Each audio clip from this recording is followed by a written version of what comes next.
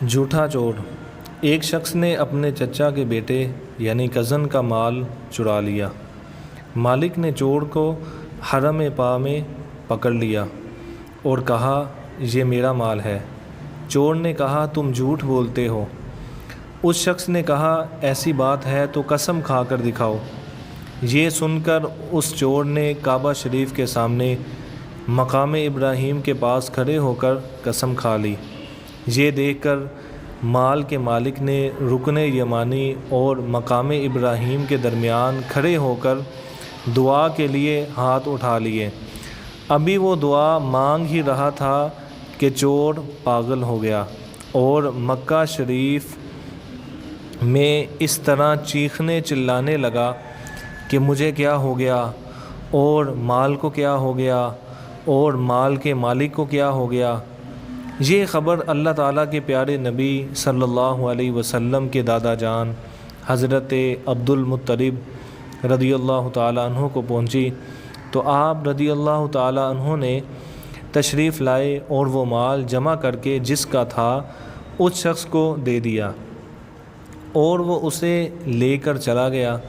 جب وہ چور پاگلوں کی طرح بھاگتا اور چیختا چلاتا رہا یہاں تک کہ ایک پہاڑ سے نیچے گر کر مر گیا اور جنگلی جانور اس کو کھا گئے۔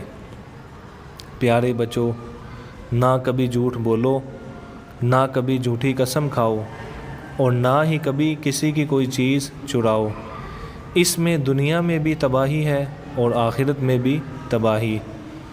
حضرت مسروق رحمۃ اللہ تعالیٰ علیہ سے روایت ہے کہ جو شخص چوری یا شراب خوری میں مبتلا ہو کر مرتا ہے اس پر قبر میں 2 سانپ مقرر کر دیے جاتے ہیں جو اس کا گوشت نوچ نوچ کر کھاتے ہیں۔ جھوٹ بولنے والے کے بچے سور بن گئے۔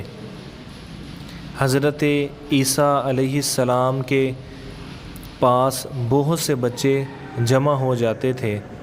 آپ علیہ السلام انہیں بتاتے تھے کہ تمہارے گھر فلاں چیز تیار ہوئی ہے، تمہارے گھر والوں نے فلاں فلاں چیز کھائی ہے، فلاں چیز تمہارے لیے بچا کر رکھی ہے۔ بچے گھر جاتے، روتے اور گھر والوں سے وہ چیز مانگتے۔ گھر والے وہ چیز دیتے اور ان سے کہتے کہ تمہیں کس نے بتایا؟ بچے کہتے کہ حضرت عیسیٰ علیہ السلام نے۔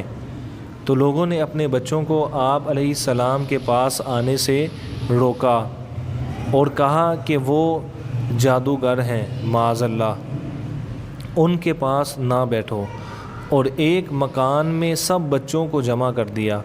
حضرت عیسیٰ علیہ السلام بچوں کو تلاش کرتے تشریف لائے تو لوگوں نے کہا وہ یہاں نہیں ہیں۔ آپ علیہ السلام نے فرمایا پھر اس مکان میں کون ہے؟ تو لوگوں نے جھوٹ بولتے ہوئے کہا یہ تو بچے نہیں، سور ہیں۔ فرمایا ایسا ہی ہوگا۔ اب جو دروازہ کھولا تو سب سور ہی سور تھے۔ بے شک اللہ تعالیٰ غیب اور چھپی ہوئی چیزوں کا جاننے والا ہے، جسے چاہتا ہے اسے غیب اور چھپی ہوئی چیزوں کا علم دیتا ہے۔ جبھی تو حضرت عیسیٰ علیہ السلام گھر میں چھپائی ہوئی چیزوں کے بارے میں بچوں کو خبر دے دیتے تھے۔ اس حکایت سے ہمیں یہ بھی درس ملا کہ جھوٹ بہت خراب چیز ہے۔ لوگوں نے جھوٹ بولا تو گھر میں چھپے ہوئے ان کے بچے بدلے میں خنزیر یعنی سور بن گئے۔ حضرت حاتم اصم رحمۃ اللہ تعالیٰ علیہ فرماتے ہیں ہمیں یہ بات پہنچی ہے کہ جھوٹا دوزخ میں کتے کی شکل میں بدل جائے گا، حسد کرنے والا جہنم میں سور کی شکل میں بدل جائے گا اور غیبت کرنے والا جہنم میں بندر کی شکل میں بدل جائے گا۔